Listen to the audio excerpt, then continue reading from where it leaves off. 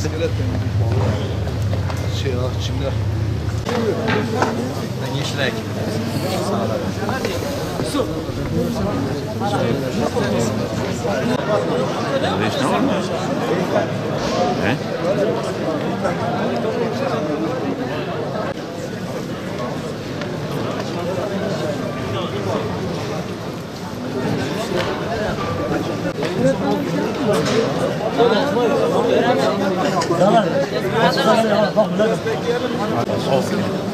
Bunlar yayın.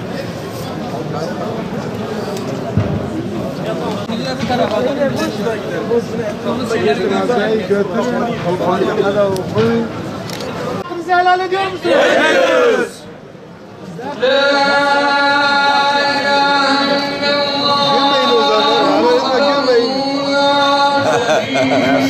Ersin'e boş ver sigarayı. Sigaraya kadar.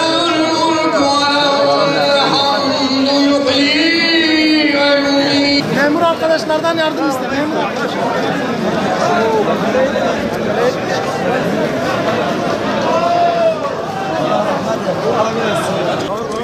Türkiye'de yaklaşık 16 milyon erişkin sigara kullanıyor.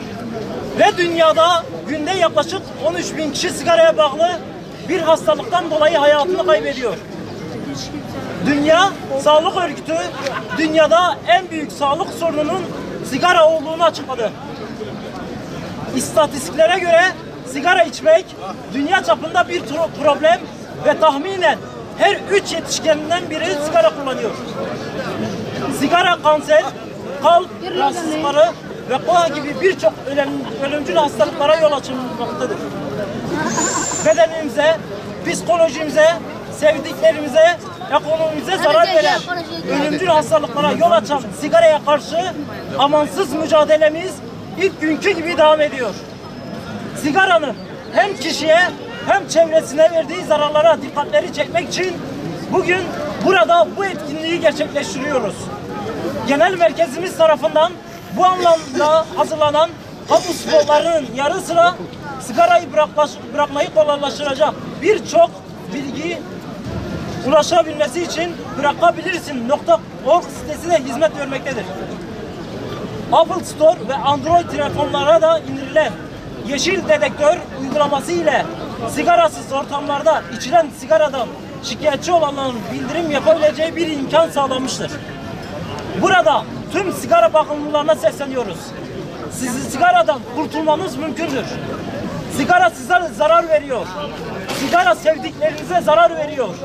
Yeter ki inanın, iradenizi ayağa kaldırın ve elinizdeki sigarayı bırakın. Zorlanırsanız bir uzmandan yardım isteyin.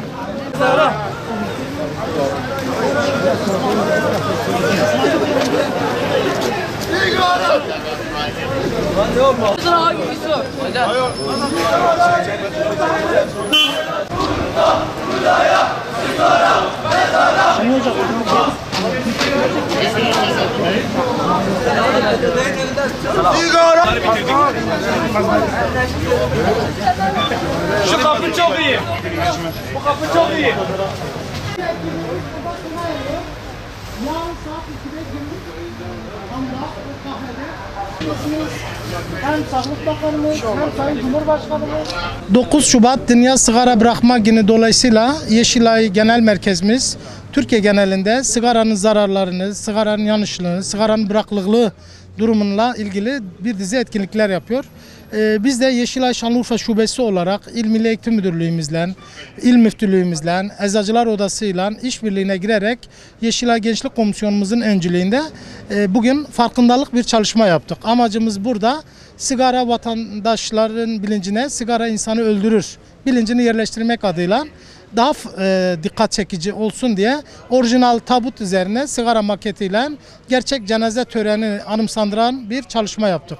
Bu manada biz istiyoruz ki Sayın Cumhurbaşkanımızın da kampanyası ve çağrısı olan sigarayı bırakmayı istiyoruz ki Şanlıurfa'mızda bütün vatandaşlarımız sigarayı terk etsinler ve sigarasız bir hayat yaşatsınlar.